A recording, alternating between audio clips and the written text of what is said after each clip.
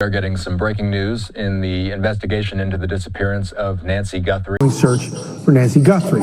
She's now been missing well over a... The moment that footage came through, nobody in that room said a word.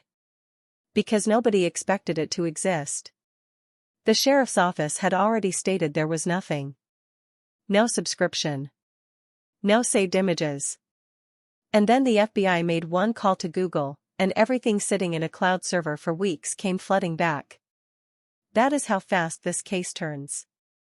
One inquiry. One overlooked detail. And suddenly what investigators thought they understood about that night gets rebuilt from scratch. Nancy Guthrie is 84 years old. She was taken from her home in the Catalina foothills of Tucson in the middle of the night. Her blood was found on the front porch. Her medication was left untouched. Her pacemaker, connected to her Apple Watch, stopped transmitting at 2:29 in the morning. And more than 80 days later, no arrest has been made, no vehicle has been publicly identified, and no one has explained how someone walked into that neighborhood, took a woman from her bed, and disappeared without a single camera catching where he went. But here is what most coverage has not spent enough time on. The route out. In the first days after Nancy vanished, her daughter Annie shared a map in a neighborhood group chat. It was not an official document. It was a mother's daughter trying to help, tracing what she believed was the path the kidnapper used to leave the area after taking Nancy from the house. That map passed through specific locations. Lulu Walker Elementary School. Green Toes North Nail Salon and Massage. Circa 79 Salon. 3 points along a corridor where cameras exist, where lenses face the road, where a vehicle moving at 2 or 3 in the morning would have been one of the only things visible.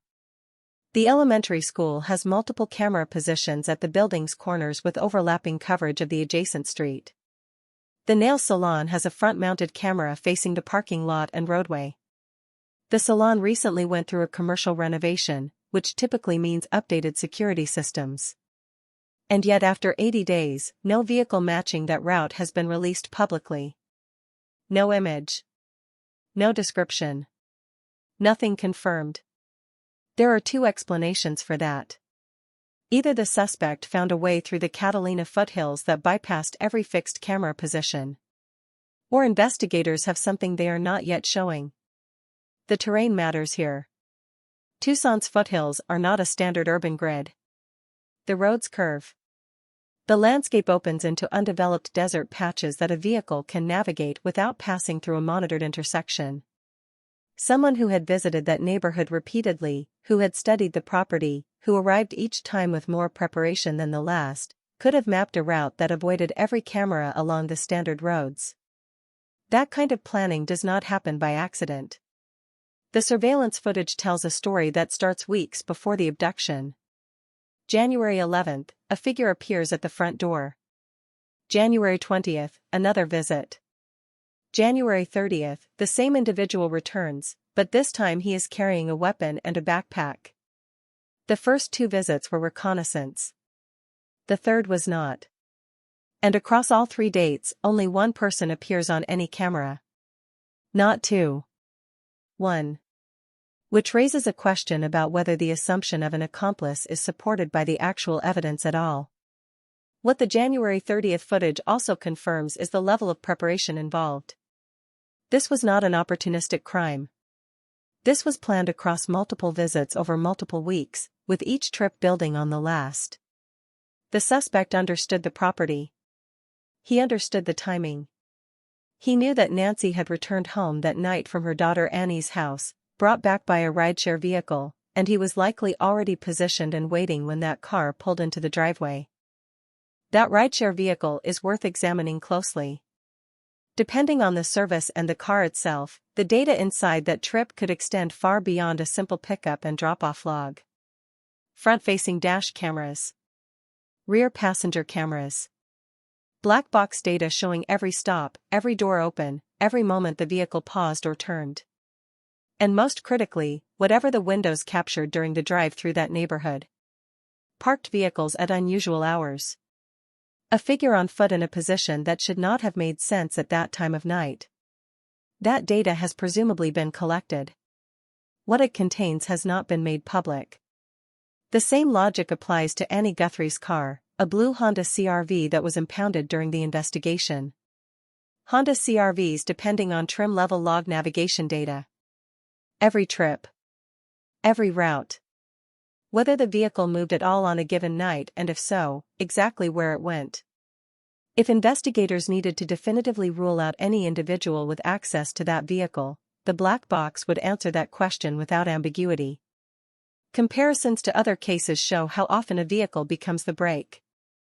In the Brian Kohberger prosecution, a white Hyundai Elantra caught across multiple cameras over a 20-mile radius around the murder scene was the first public development. In the Molly Tibbetts case, distinctive markings on the suspect's truck led directly to his identification.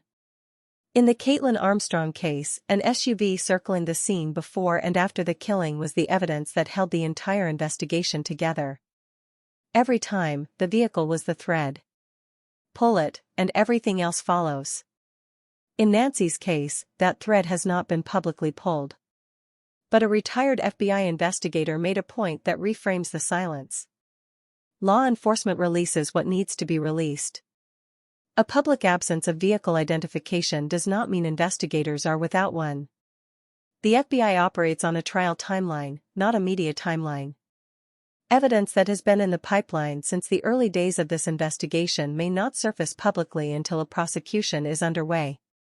Meanwhile, an investigative reporter cross-referenced Annie's route map with the location of a vehicle captured on a Ring camera roughly 2.5 miles from Nancy's home, on a back road not included in the original map. When the overlay was done, the road connected to the route as a plausible link point. That vehicle had previously been set aside by the sheriff's office. Whether it deserves renewed attention from the fresh set of eyes now reviewing the evidence pipeline is an open question. Those fresh eyes matter. The review currently underway covers thousands of hours of footage from public cameras, private systems, residential doorbells, and commercial installations. The focus is specific. Find a vehicle in the right place at the right time. Not only on the night Nancy disappeared, but on January 11th, January 20th, and January 30th. If the same vehicle appears near that neighborhood across multiple dates corresponding to the suspect's known visits, the field narrows fast. There is also a separate accountability issue running parallel to the investigation.